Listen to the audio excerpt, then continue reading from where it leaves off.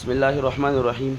तो बेटा आज आप लोग के पास बायोटेक्नोलॉजी में एक बहुत ही अहम टॉपिक है, वो है जीन क्लोनिंग। जीन क्लोनिंग किसे कहते हैं? किसी भी जीन या किसी भी डीएनए के एग्जैक्ट कॉपीज़ बनाने को जीन क्लोनिंग कहते हैं। सपोज़ आपके पास इंसुलिन जीन है, उसके आप मैनी कॉपीज़ बनाना चाहते हैं, या आपको किसी क्रिमिनल का डीएनए मिल गया और आप उसके मैनी कॉपीज़ बनाना चाहते हैं, तो उसे जीन क्लोनिंग कह सकते हैं। अब एग्जैक्ट कॉपीज़ बनाने को असल में क्लोनिंग कहते हैं। अब सपोज़ आप लोग किसी भी जीन की क्लोनिंग करना चाहते हैं, क्लोनिंग, तो इसके लिए हमारे पास दो तरीके हैं। याद रखिए, आप लोग के पास दो वर्ड यूज़ होते हैं बायो में, एक है इन वीवो, एक है in vitro. In vivo inside the living जब एक प्रोसेस होता है, इसको इन वीवो कहते हैं, और जब आउटसाइड द लिविंग होता है लैब में, उसे इन विट्रो कहते हैं। जैसे IVF, इन विट्रो फर्टिलाइजेशन, ये आउटसाइड द लिविंग होता है। आप लोग के पास फर्टिलाइजेशन होती है, स्पर्म और ओम को फ्यूज़ किया जाता है, जिसे टेस्ट ट्यूब बेबी भी कहते हैं। तो आप लोग के पास जीन क्लोनिंग के दो तरीके हैं। सबसे पहले आप लोग के पास एक इन वीवो प्रोसेस है जो लिविंग की बॉडी के अंदर होता है, वो है recombinant DNA technology, recombinant DNA technology. और दूसरा आप लोग के पास एक तरीका है जिसे हम कहते हैं PCR, ये इन विट्रो प्रोसेस है। PCR इन विट्रो प्रोसेस है, मशीन के अंदर होता है। और रिकम्बिनेंट डीएनए टेक्नोलॉजी आप लोग के पास इन वीवो प्रोसेस है, जो आप लोग के पास लिविंग बॉडी के अंदर होता है। मैं स्टार्ट ले लेता हूँ रिकम्बिनेंट डीएनए टेक्नोलॉजी का। सबसे पहले रिकम्बिनेंट डीएनए टेक्नोलॉजी में हमें जिस जीन के मैनी कॉपीज़ बनाने हैं, चाहे वो कौन सा भी जीन हो, सपोज़ हम इंसुलिन ले लेते हैं, हमें इंसुलिन जीन के मैनी कॉपीज़ बनाने हैं, तो सबसे पहले तो हमें इंसुलिन जीन चाहिए ना। तो सबसे पहला स्टेप इसमें हमें ये रिक्वायर्ड होगा कि जिस जीन की हम कॉपीज़ बनाना चाहते हैं, वो जीन हमें कहाँ से मिलेगा, और इस जीन को कहते हैं जीन ऑफ इंटरेस्ट। क्या कहते हैं?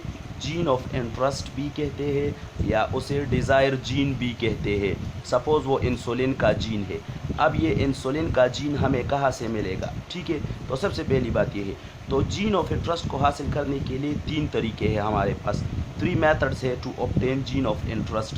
सबसे पहले आप लोग के पास कौन सा तरीका है? सपोज़ हमारे पास एक डीएनए है और उस डीएनए में इंसुलिन का जीन है, सपोज़ ये इंसुलिन जीन है, तो हम रिस्ट्रिक्शन एंजाइम को लेकर direct cutting of gene of interest from the DNA with the help of restriction enzyme. एक तरीका तो ये है कि हम किसी डीएनए से डायरेक्ट उस जीन को कट करके ये ले लें, एक तरीका ये हो गया।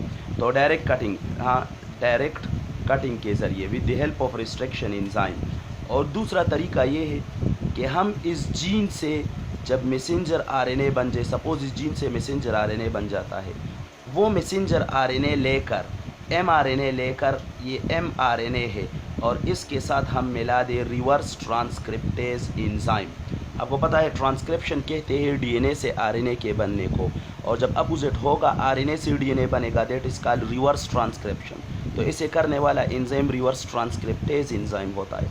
और आपके इल्म है कि रिवर्स ट्रांसक्रिप्टेज एंजाइम HIV में है। हमारे बच्चों के जहन में कि ये सिर्फ HIV में है, नो, बल्कि ये HIV के सारे ग्रुप, रेट्रोवायरस सारे में होता है, और ये फर्स्ट ईयर में मौजूद है।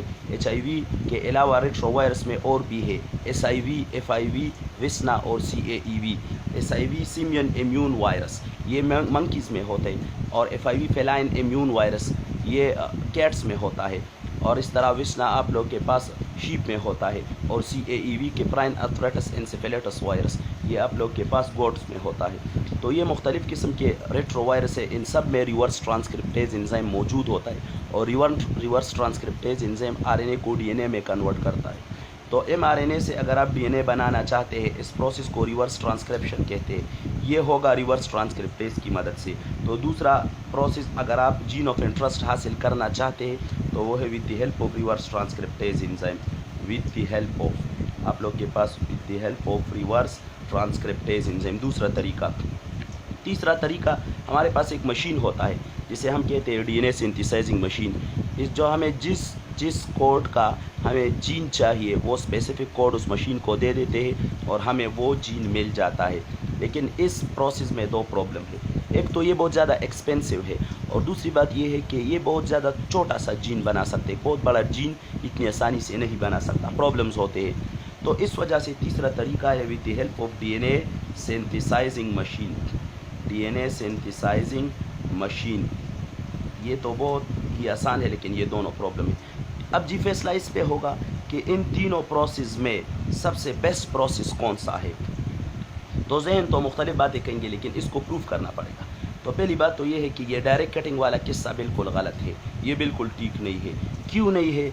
इसमें बहुत ज़्यादा नॉलेज है इस पॉइंट में कि ये तरीका क्यों ठीक नहीं है। इसे बहुत गौर से सुनिए। देखिए, आपको पता है हम अक्सर जो जीन लेते हैं अक्सर, तो आप लोग के पास सबसे पहले को ये समझना चाहिए कि जीन दो किस्म के हैं। एक वो जीन, सपोज़ ये रीजन है जहाँ से मैसेंजर आरएनए बनता हो, जहाँ से सारा मैसेंजर आरएनए बनता हो, उस जीन को कहते हैं स्ट्रक्चरल जीन। उस जीन को कहते हैं structural gene. Gene which give rise to messenger RNA is called structural gene. अब आपको पता है मैसेंजर आरएनए जिस जीन से बन रहा होता है, उस जीन में आपके पास कोडिंग रीजन भी कुछ होते हैं और कुछ नॉन कोडिंग। सपोज 1 2 3 ये कोडिंग रीजन है, फिर दरमियान में कुछ खाली, फिर 4 5 6 कुछ कोडिंग रीजन, फिर खाली।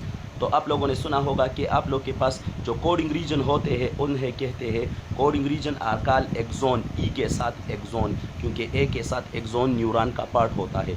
और आप लोग के पास जो नॉन कोडिंग रीजन होते हैं, नॉन कोडिंग रीजन कहाँ पर? जीन में, तो उसे कहते हैं एंट्रॉन। आई के साथ एंट्रॉन, ई के साथ एंट्रॉन इंटेस्टाइन को कहते हैं। तो स्ट्रक्चरल जीन, जिस जीन से मैसेंजर आरएनए बनता हो तो उसे स्ट्रक्चरल जीन कहते हैं। स्ट्रक्चरल जीन में एंट्रॉन भी आते हैं, एक्सॉन भी।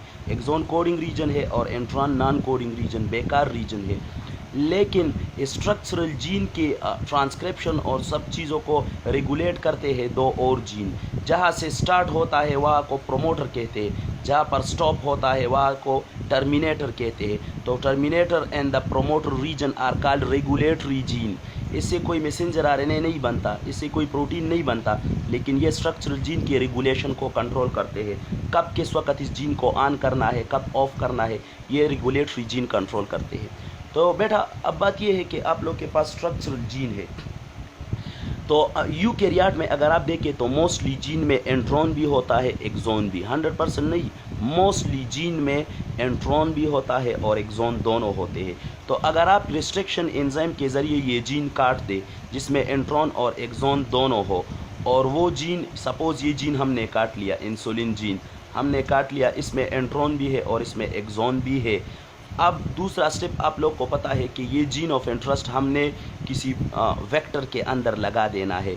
तो वेक्टर कॉमनली आप लोगों ने सुना होगा प्लाज्मिड होता है। प्लाज्मिड क्या है? बैक्टीरिया के अंदर स्मॉल सर्कुलर एक्स्ट्रा डीएनए होता है, ऑटोनोमस डीएनए होता है जो खुद ब खुद डिवाइड होता है, तो उसे हम प्लाज्मिड कहते हैं। सपोज़ ये प्लाज्मिड हमने ले लिया और उसमें हमने सपोज़ ये जीन ऑफ इंटरेस्ट लगा दिया, प्लाज्मिड के अंदर हमने जीन ऑफ इंटरेस्ट लगा दिया। अब अगर ये प्लाज्मिड हम बैक्टीरिया तक आगे पहुंचाएंगे, इस बात को मैं बाद में डिटेल से बताऊंगा, लेकिन यह एक पॉइंट समझाना चाहता हूं कि डायरेक्ट कटिंग वाला प्रोसेस क्यों हमारे पास प्रॉपर, ये एक नॉर्मल प्रोसेस नहीं है, बल्कि इसमें प्रॉब्लम बन जाते हैं। तो सपोज़ हमने जीन ऑफ इंटरेस्ट हासिल कर लिया और उसे लगा दिया प्लाज्मिड के अंदर, प्लाज्मिड को बैक्टीरिया के अंदर तक पहुंचा दिया, ठीक है, जिसे ट्रांसफॉर्मेशन कहते हैं। अब ये gene of interest suppose insulin gene है, ये तो हमने इसलिए लगाया है कि ये प्लाज्मिड अंदर पहुंचकर डिवाइड हो जाए और बहुत से प्लाज्मिड बन जाए, तो हमारे पास बहुत से इंसुलिन जीन भी बन जाएंगे। और फिर इस इंसुलिन जीन, आजकल जो हमें और आपको इंजेक्शन में इंसुलिन मिल रहा है, तो ये तो इसी रिकम्बिनेंट डीएनए टेक्नोलॉजी के ज़रिए मिल रहा है। यही इंसुलिन जीन हम प्लाज्मिड में लगाकर बैक्टीरिया तक पहुंचा देते हैं और बैक्टीरिया के अंदर फिर ये इंसुलिन जीन, इसकी ट्रांसक्रिप्शन होगी। सपोज़ ये बैक्टीरिया के अंदर, प्लाज्मिड के अंदर ये इंसुलिन जीन है, इससे आरएनए बनेगा। अब जब बैक्टीरिया के अंदर इस इंसुलिन जीन से आरएनए बन गया, तो इस इंसुलिन जीन में तो एंट्रॉन और एक्सॉन दोनों थे, और इससे जो आरएनए बन गया उसमें भी एंट्रॉन और एक्सॉन दोनों होंगे। लेकिन हमारे पास बैक्टीरिया के अलावा यूकैरियोट में तो इसके लिए एक प्रोसेस होता है, जब आरएनए में एंट्रॉन और एक्सॉन दोनों होते हैं, उसके लिए प्रोसेस होता है RNA splicing, removing of intron and reattachment of exon is called RNA splicing occur with the help of a special type of organelle, a small organelle called spliceosome. Spliceosome composed of rRNA आप लोग के पास, अब ये आप लोग के पास small fragments of RNA plus protein होते हैं। राइबोसोम की तरह small fragments of RNA and protein होते हैं, लेकिन स्प्लाइसोसोम में जो आरएनए है वो कोई आम आरएनए नहीं होता, वो आरएनए एंजाइमेटिक फंक्शन करता है, और जब कोई आरएनए एंजाइमेटिक फंक्शन करता है उसे हम राइबोजाइम कहते हैं। तो असल में ये जो आरएनए हमारे पास बनेगा बैक्टीरिया में इंसुलिन जीन से, उसमें इंट्रॉन भी होंगे, उसमें एक्सॉन भी होंगे। तो अब इससे तो इंट्रॉन को रिमूव करके एक्सॉन को रीअटैच करना पड़ेगा। इस प्रोसेस को आरएनए स्प्लाइसिंग कहते हैं।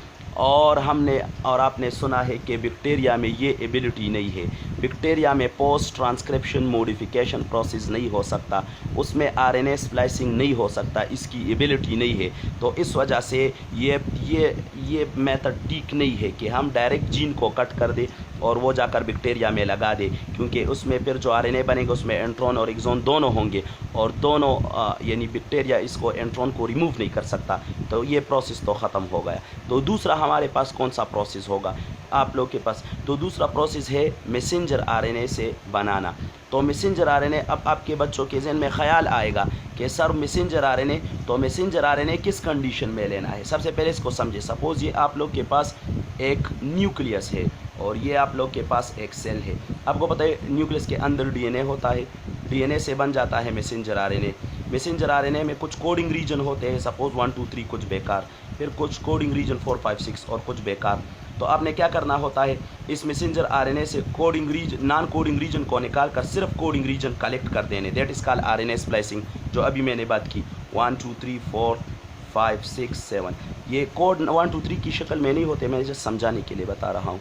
तो अब ये आरएनए आप लोग के पास, इसमें सिर्फ एक्सॉन है और इंट्रॉन रिमूव हो गए, that is called RNA splicing.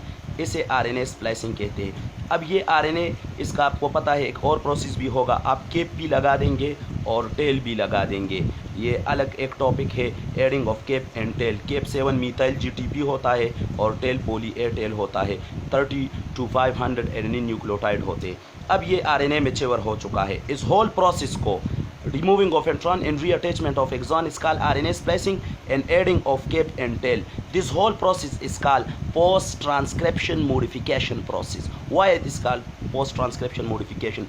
Because this process, सबसे पहले इसको पोस्ट क्यों कहते हैं? पोस्ट मीन बाद में, ये ट्रांसक्रिप्शन के बाद हुआ है। डीएनए से आरएनए बनने के प्रोसेस को ट्रांसक्रिप्शन कहते हैं। ये ट्रांसक्रिप्शन के बाद होता है, इस वजह से इसका नाम रखा गया पोस्ट ट्रांसक्रिप्शन मॉडिफिकेशन। क्यों? इसमें चेंजेस आ गई मैसेंजर आरएनए में और एक एम मैच्योर आरएनए से मैच्योर आरएनए बन गया। अब ये आरएनए तैयार है साइटोप्लाज्म में जाने के लिए। जब ये आरएनए साइटोप्लाज्म में आ जाता है तो साइटोप्लाज्म में हमें और आपको वो आरएनए मिलता है जो बिल्कुल मैच्योर होता है, जिसमें एंट्रॉन नहीं होते। तो जब भी आप रिकम्बिनेंट डीएनए टेक्नोलॉजी में जीन ऑफ इंटरेस्ट बनाएंगे मैसेंजर आरएनए से, तो इसके लिए शर्त यह है कि वो मैसेंजर आरएनए हमने साइटोप्लाज्म से लिया हो, जिस पे आरएनए स्प्लाइसिंग हो चुका हो। अगर आरएनए स्प्लाइसिंग ना हो चुका हो तो फिर तो वही एम मैच्योर आरएनए होगा, वो इसमें एंट्रॉन होंगे। तो ऐसा मैच्योर आरएनए लेकर फिर उसके हेल्प से, यानी उसके साथ रिवर्स ट्रांसक्रिप्टेज एंजाइम ऐड करके उससे डीएनए बनाना। चलिए आपको ये भी बता देता हूँ कि ये रिवर्स ट्रांसक्रिप्टेज एंजाइम से डीएनए कैसे बनता है। ये सपोज़ आपके पास एक आरएनए है, सपोज़ उसमें कोड है AGC और U, क्योंकि डी तो आ नहीं सकता आरएनए में U। अब इस आरएनए से आप डीएनए कैसे बनाएंगे? तो ये आप लोग के पास सपोज़ रिवर्स ट्रांसक्रिप्टेज एंजाइम है। पहले स्टेप में रिवर्स ट्रांसक्रिप्टेज एंजाइम से जब ये आरएनए पास हो जाएगा तो ये आरएनए है, इसके सामने एक डीएनए का स्टैंड बन जाएगा। सपोज़ आरएनए पे कोड है AGCU, इसके सामने एक डीएनए का स्टैंड बन जाएगा, वो है ए के सामने डी, जी के। आप पूछेंगे सर यहाँ पर डी कैसे आ गया? तो ये तो डीएनए स्टैंड बन रहा है, डीएनए का स्टैंड बन रहा है। ऊपर आरएनए, डीएनए स्टैंड में टी आ सकता है, आरएनए में नहीं आ सकता। जी के सामने सी, सी के सामने जी और यू के सामने ए। तो ये अब आरएनए डीएनए कॉम्प्लेक्स हो गया, एक स्टैंड आरएनए का, एक स्टैंड डीएनए का। यही रिवर्स ट्रांसक्रिप्टेज एंजाइम दोबारा से इसके दरमियान जो हाइड्रोजन बॉन्ड होते हैं इनको तोड़ देगा और आरएनए के स्टैंड को जुदा कर देगा और डीएनए के स्टैंड को जुदा कर देगा। ये हमारे पास वो डीएनए स्टैंड आ जाता है, SSDNA इसे हम कह सकते हैं। SSDNA mean single stand DNA, क्योंकि आरएनए का स्टैंड इससे जुदा कर दिया। इस पे कोड है DCGA। अब इसको दोबारा से रिवर्स ट्रांसक्रिप्टेज एंजाइम से पास कर दे तो आपके पास ये TCGA, एक सिंगल स्टैंड आरएनए डीएनए था, उसके सामने दूसरा स्टैंड भी बन जाएगा। T always pair with A and C always pair with G, G always pair with C, A always pair with T। अब इसमें मैंने टी क्यों कर दिया, क्योंकि ये डीएनए स्ट्रैंड है, तो आप लोग के पास डबल स्ट्रैंड डीएनए बन गया। तो फाइनली आपके पास आरएनए से डीएनए बन गया, that is called reverse transcriptase enzyme. ये तीनों स्टेप एक ही एंजाइम रिवर्स ट्रांसक्रिप्टेज एंजाइम करता है, जो अब मल्टी सब यूनिट होता है। तो ये तो आपके पास तो सबसे बेस्ट तरीका जीन ऑफ इंटरेस्ट को हासिल करने का कौन सा है, वो है रिवर्स ट्रांसक्रिप्टेज के ज़रिए, ठीक है। अच्छा जी, अब आपको जीन ऑफ इंटरेस्ट तो मिल गया, अब आप इस जीन ऑफ इंटरेस्ट का क्या करेंगे, तो अब हम लगाएंगे जीन ऑफ इंटरेस्ट किस में, हम वेक्टर में लगाएंगे। सबसे पहले वेक्टर क्या चीज़ है, तो वेक्टर हर वो चीज़ जिसमें हम जीन ऑफ इंटरेस्ट लगा दें और वो इस जीन ऑफ इंटरेस्ट को किसी एक्सप्रेशन सिस्टम जहाँ पर ये एक्सप्रेस होगा ये जीन, वहाँ तक पहुँचा दे, जो मोस्ट कॉमनली बैक्टीरिया या यीस्ट यूज़ होता है। बैक्टीरिया सबसे ज़्यादा यूज़ होता है एक्सप्रेशन सिस्टम। तो किसी भी चीज़, कोई भी चीज़ जो आपके जीन को लेकर बैक्टीरिया तक पहुँचा दे, उसे कहते हैं वेक्टर। तो अब वेक्टर बहुत सी चीज़ें हो सकती है, लेकिन सबसे कॉमन जो है वो है plasmid. Plasmid small circular extra DNA. इसके अलावा बैक्टीरियोफेज कॉलोनिंग वेक्टर भी हो सकता है। बैक्टीरियोफेज आपको पता है एक वायरस है, उसका डीएनए भी हो सकता है। इसके अलावा एक प्लाज्मिड है, एक है कास्मिड। ईटा में अक्सर ये आ सकता है, तो आपको पता होना चाहिए कास्मिड किसे कहते हैं। तो plasmid plus bacteriophage DNA, plasmid plus bacteriophage के डीएनए, इनको कलेक्टिवली कास्मिड कहते हैं। इसके बाद बैक्टीरियल आर्टिफिशियल क्रोमोसोम भी हो सकता है। इसके अलावा यीस्ट आर्टिफिशियल क्रोमोसोम भी हो सकता है। इसके अलावा प्लांट्स एंड एनिमल शटल्स भी हो सकते हैं, प्लांट्स एंड एनिमल्स शटल। ये सब आप लोग के पास मुख्तलिफ़ किस्म के वेक्टर है, लेकिन यहाँ हमें इन सब पे बात करने की ज़रूरत नहीं, बल्कि कॉमनली हम जो वेक्टर यूज़ करते हैं वो हमारे पास होता है प्लाज्मिड। क्या होता है? प्लाज्मिड। अच्छा, प्लाज्मिड को छोड़कर हम कोई भी वेक्टर यूज़ करें, किसी भी वेक्टर को यूज़ करें, तो कुछ हर वेक्टर में कुछ ना कुछ सिफ़ात होनी चाहिए। आप लोग जब भी किसी चीज़ की सिलेक्शन करते हैं तो आप देखते हैं यानी कि क्या इस चीज़ के अंदर आप जिस काम के लिए इस चीज़ को ले रहे हैं, क्या इसमें ये सिफ़ात है या नहीं है, आप कितने एहतियात करते हैं। तो इस तरह कोई भी वेक्टर आपके काम तब आएगा जब उसमें कुछ ना कुछ सिफ़ात हो। तो वो कौन कौन से सिफ़ात है? सबसे पहले सिफ़त ये है कि वेक्टर में हो क्लोनिंग, आप लोग के पास वेक्टर में हो origin of replication. Origin of replication क्या मतलब? ओरिजिन ऑफ रेप्लिकेशन का क्या मतलब है? ठीक है, इसका मतलब ये है कि आप जिस वेक्टर के अंदर, सपोज़ ये कोई वेक्टर है, उसके अंदर अपना जीन ऑफ इंटरेस्ट लगा दें, तो क्या आपका ये वेक्टर डिवाइड हो सकता है? इस वेक्टर की डिवीज़न के लिए रेप्लिकेशन और डिवीज़न एक चीज़ है। इस वेक्टर की डिवीज़न के लिए सबसे पहले जहाँ से ये डिवीज़न स्टार्ट होता है उस रीजन को कहते हैं origin of replication. Origin of replication होना चाहिए इस वेक्टर में। अगर आपके वेक्टर में ओरिजिन ऑफ रेप्लिकेशन ना हो तो ये वेक्टर डिवाइड नहीं हो सकता, और जब ये वेक्टर डिवाइड नहीं हो सकता तो ये आपके किसी फ़ायदे का नहीं। और इस वजह से एक ज़बरदस्त, एक मुश्किल तरीन MCQs अक्सर आता है, वो ये है ना कि इसको गौर से सुने कि विच वन इज़ रिस्पॉन्सिबल, या in the absence of which one the रिकम या the plasmid do not divide, in the absence of which one, in the absence of which one, absence of which one the plasmid do not divide। किस चीज़ के absence में plasmid divide नहीं हो सकता? Option A origin of replication, बहुत गौर से देखना है। Option B restriction site, restriction enzyme के लिए restriction site. Option C selectable marker, selectable marker जिसे हम एंटीबायोटिक रेजिस्टेंट जीन भी कह सकते हैं। और ऑप्शन डी आल। तो किस इनमें से किस चीज़ की एब्सेंस के बगैर डीएनए रेप्लिकेशन नहीं हो सकता? गौर से सोच के बताए। तो आंसर इसका ये है कि सिर्फ ओरिजिन ऑफ रेप्लिकेशन, लेकिन हमारे स्टूडेंट के जहन में है कि आल। नो, रिस्ट्रिक्शन साइट तो रेप्लिकेशन के लिए इम्पोर्टेंट नहीं है, वो तो जीन ऑफ इंटरेस्ट लगाने के लिए इम्पोर्टेंट है। सेलेक्टेबल मार्कर तो ये देखने के लिए कि आपका जो यानी वेक्टर है वो ज़िंदा है या नहीं है, सेल के अंदर देखने के लिए, इसके लिए यूज़ किया जाता है। रेप्लिकेशन के लिए सिर्फ ओरिजिन ऑफ रेप्लिकेशन ज़रूरी है। रिस्ट्रिक्शन साइट और सेलेक्टेबल मार्कर के बगैर भी रेप्लिकेशन हो सकता है। और क्वेश्चन में ये पूछा गया है कि रेप्लिकेशन के लिए किस चीज़ का होना ज़रूरी, किस चीज़ के एब्सेंस में रेप्लिकेशन नहीं हो सकती, न कि हम रिकम्बिनेंट डीएनए टेक्नोलॉजी की बात करें, यहाँ हम जस्ट रेप्लिकेशन ऑफ प्लाज्मिड की बात कर रहे हैं या रेप्लिकेशन ऑफ वेक्टर की। तो इस वजह से ओरिजिन ऑफ रेप्लिकेशन, किसी भी डीएनए में अगर ओरिजिन ऑफ रेप्लिकेशन न होगा तो वो डीएनए डिवाइड नहीं हो सकता, क्योंकि ओरिजिन ऑफ रेप्लिकेशन वो रीजन है जहाँ से डीएनए रेप्लिकेशन स्टार्ट होता है। एक कमरे के अंदर आप दरवाज़ा नहीं लगाएंगे तो वो कमरा किसी फ़ायदे का हो जाएगा, चारों दीवार आपने बना ली, कोई दरवाज़ा नहीं रहा। तो ओरिजिन ऑफ रेप्लिकेशन एक दरवाजे की तरह है जहाँ से स्टार्ट लेंगे आप। तो किसी भी वेक्टर में ओरिजिन ऑफ रेप्लिकेशन का होना ज़रूरी है। दूसरे नंबर पे आप लोग के पास वो बात अलग थी, और अब ये हम वेक्टर ये सिर्फ रेप्लिकेशन के लिए यूज़ नहीं कर रहे बल्कि रिकम्बिनेंट डीएनए टेक्नोलॉजी में यूज़ कर रहे। तो इस वेक्टर में ओरिजिन ऑफ रेप्लिकेशन के साथ रिस्ट्रिक्शन साइट का होना भी ज़रूरी है। बल्कि बेस्ट वेक्टर तो वह है जिसमें एमसीएस हो। एमसीएस क्या है? Master in computer science? No, multiple cloning site. Multiple cloning site किसे कहते हैं?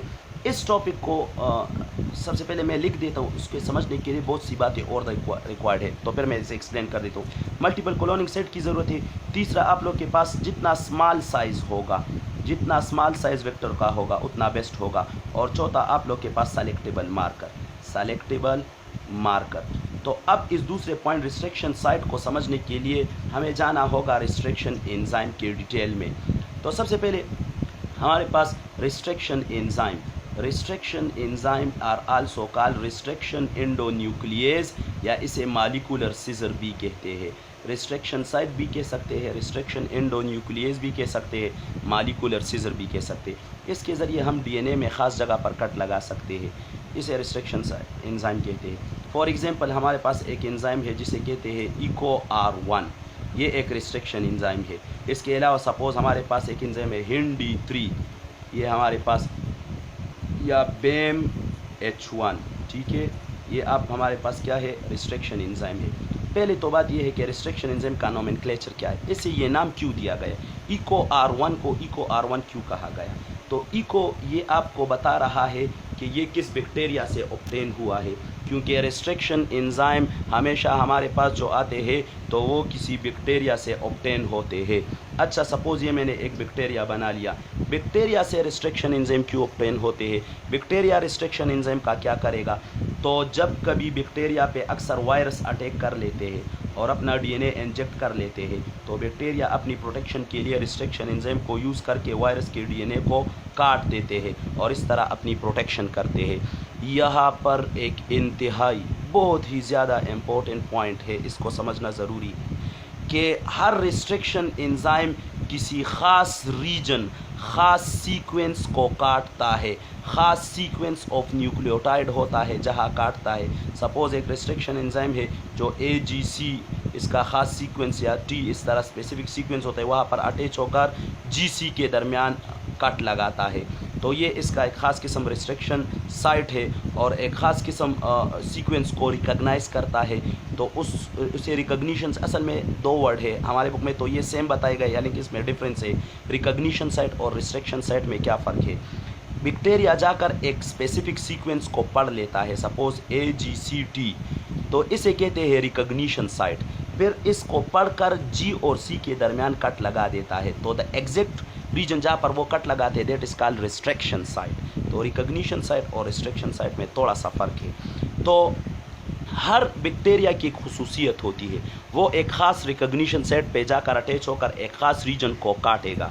तो अगर सपोज़ बैक्टीरिया के पास एक डीएनए है, यानी उसके साथ वो एक एंजाइम है रिस्ट्रिक्शन एंजाइम, और उसका एक स्पेसिफिक सीक्वेंस है जहाँ पर वो अटैच होकर कट लगाता है, और वो सीक्वेंस किसी वायरस में है तो वो उस वायरस को काट डालेगा। लेकिन अगर यही सीक्वेंस बैक्टीरिया के अपने डीएनए में सपोज़ मौजूद हो AGCT, तो क्या ये रिस्ट्रिक्शन एंजाइम जो बैक्टीरिया का अपना है ये इस बैक्टीरिया के अपने डीएनए को काटेगा या न काटेगा? अगर इस रिस्ट्रिक्शन एंजाइम का रिस्ट्रिक्शन साइट वो ख़ास किस्म सीक्वेंस बैक्टीरिया के अपने डीएनए में भी हो, तो क्या ये अपने बैक्टीरिया अपने डीएनए को काटेगा या न काटेगा? तो आपका क्या ख्याल है? कोई आंसर अपने जहन में रखे। तो सही आंसर ये है कि यस, ये भी काटेगा। तो फिर तो बैक्टीरिया अपने डीएनए को तबाह कर देगा। हाँ काटेगा, लेकिन इसके लिए एक अलग प्रोसेस हो चुका है। इसके लिए एक अनदर एंजाइम आ जाता है जिसका नाम है मीथाइलेज एंजाइम। वो मीथाइलेज आकार इन न्यूक्लियोटाइड के साथ मीथाइल ग्रुप अटैच कर लेते हैं।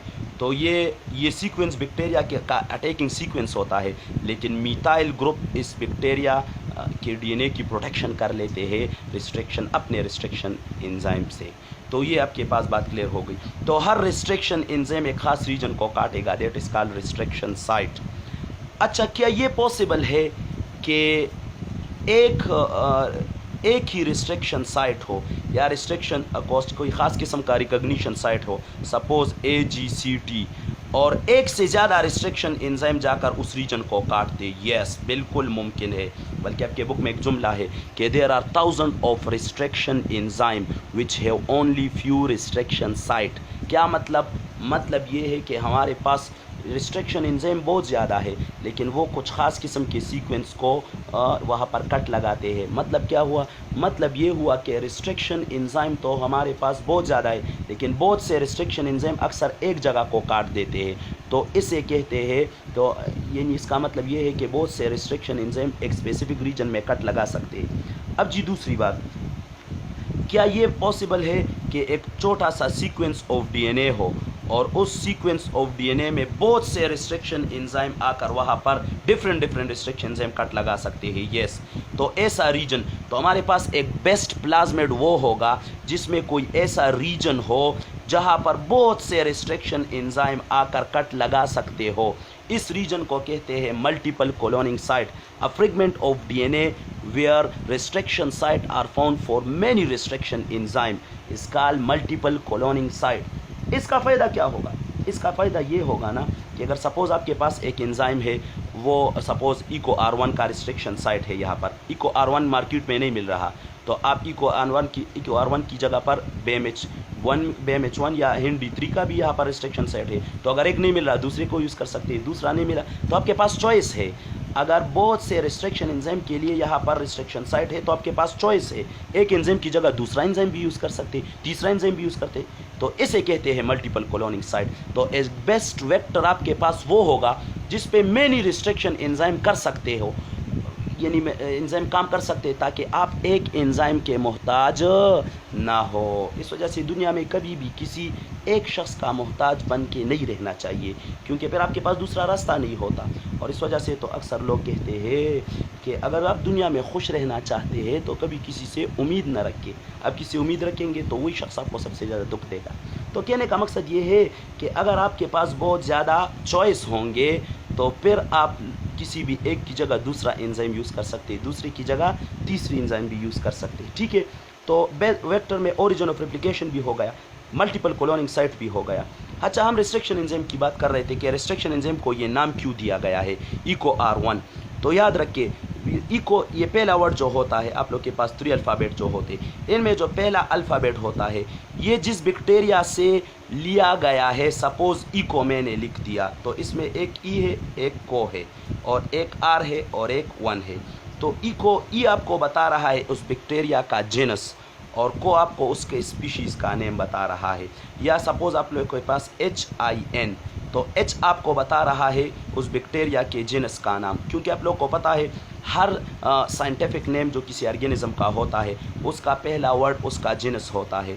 जैसे हेमोफिलस इन्फ्लुएंजा का पहला जेनस, ये अक्सर हम बच्चों से पूछ लेते तो बच्चे गलत कर देते। हम बच्चों से पूछ, बेटा क्लस्ट्रीडियम टेटेनाई बैक्टीरिया का जेनस क्या है, तो वो खामोश हो जाता है। पेनिसिलियम नोटेटम का जेनस क्या है, ट्राइकोडर्मा पोलिस्पोरम का जेनस क्या है, और मोनेस्कस परप्यूरस का क्या है, तो वो खामोश हो जाते। तो ये तो आसान सी बात है, हर साइंटिफिक नेम का पहला वर्ड जेनस होता है। होमोसिपियन ह्यूमन का साइंटिफिक नेम है तो या जोलॉजिकल नेम है, तो इसमें आप लोग के पास होमो जेनस है। ट्राइकोडर्मा पोलिस्पोरम ट्राइकोडर्मा जेनस है, और आप लोग के पास मोनेस्कस परप्यूरस मोनेस्कस जेनस है। गुलबदीन हिकमतयाब, तो गुलबदीन आपके पास जेनस है, समझाने की। तो इस तरह पहला वर्ड जो होता है वो आप लोग के पास जेनस होता है। तो ये जो आप लोग के पास हिन है ना, तो हिन मीन हेमोफिलस और आई एन मीन इन्फ्लुएंजा। तो हेमोफिलस इन्फ्लुएंजा आप लोग के पास, इस हेमोफिलस इन्फ्लुएंजा बैक्टीरिया से ये लिया गया है, इस वजह से इस रिस्ट्रिक्शन एंजाइम का नाम हिन हो गया। अच्छा जी, ये अच्छा हम बच्चों से पूछते हैं कि इको R1 को इको R1 क्यों, तो एस्चेरिशिया कोलाई से ये लिया गया है। तो हम बच्चों से पूछते हैं कि बेटा ये R क्यों बताया गया, तो कहते हैं कि सर इसका मतलब रिस्ट्रिक्शन साइट है।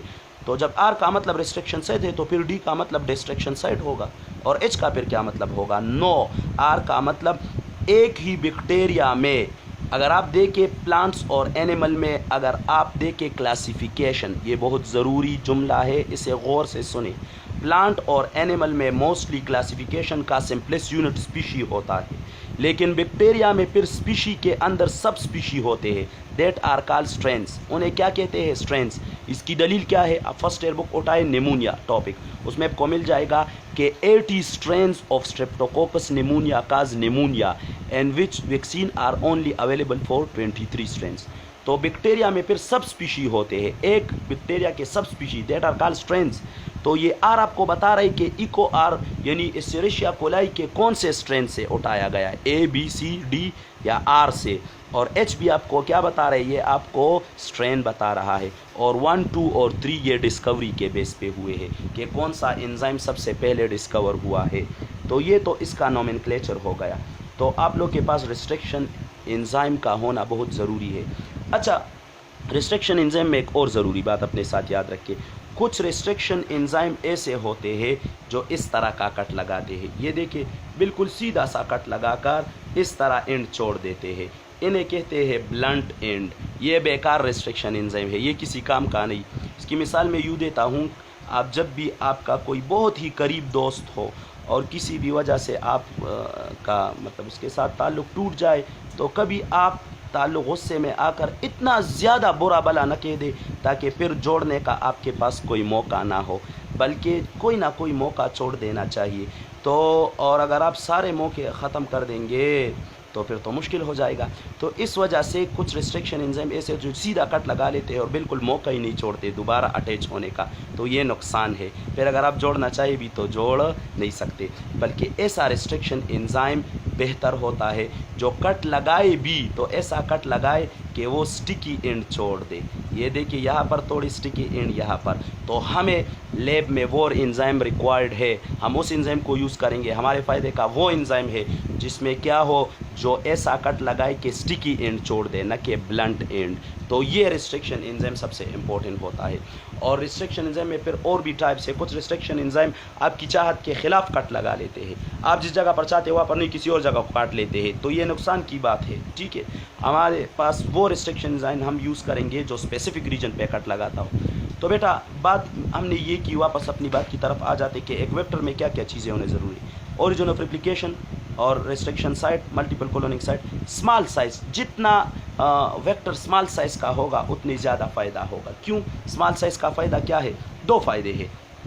एक तो इस वेक्टर के अंदर आपने जीन ऑफ इंटरेस्ट लगा देना है, फिर इस वेक्टर को बैक्टीरिया के अंदर तक पहुंचाना है। तो बैक्टीरिया के सेल वॉल और सेल मेम्ब्रेन की तो इतनी ज़्यादा परमेबिलिटी नहीं होती ना, वो इतनी ज़्यादा परमेबल नहीं होते कि ये इतनी आसानी से पहुंच जाए। तो जितना वेक्टर छोटा होगा और जीन ऑफ इंटरेस्ट भी लगा दिया जाए तो उतनी उसकी ट्रांसफार्मेशन एफिशिएंसी ज़्यादा होगी।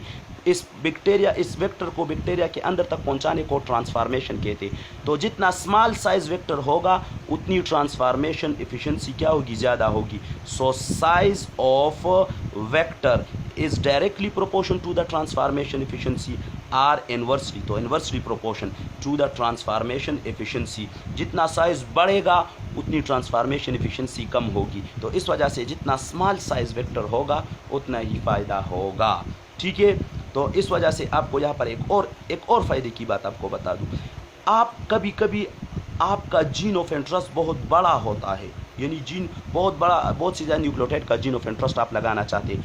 तो अगर आपके पास ऑलरेडी वेक्टर भी बहुत बड़ा हो और जीन ऑफ इंटरेस्ट भी बहुत बड़ा हो तो फिर तो ये रिकम्बिनेंट डीएनए बहुत बड़ा हो जाएगा और फिर अंदर पहुंचाना बहुत मुश्किल हो जाएगा। तो इस वजह से आप लोग के पास जितना स्मॉल साइज़ वेक्टर होगा, अगर जीन ऑफ इंटरेस्ट लॉन्ग भी हो तो नो प्रॉब्लम हो सकेगा। लेकिन अगर जीन ऑफ इंटरेस्ट भी बहुत लॉन्ग हो और वेक्टर भी लार्ज साइज़ हो तो फिर तो ट्रांसफार्मेशन एफिशिएंसी बहुत ज़्यादा कम हो जाती है। तो इस वजह से स्मॉल साइज़ वेक्टर का बहुत ज़्यादा फ़ायदा है। तो वेक्टर जितना स्मॉल साइज़ होगा उतना ही फ़ायदा होगा। अच्छा, इसके बाद अब सेलेक्टेबल मार्कर में बहुत ज़्यादा एक और लंबा किस्सा है, तो इसके बाद इंशाल्लाह दूसरी वीडियो में इसके बारे में हम बात करेंगे।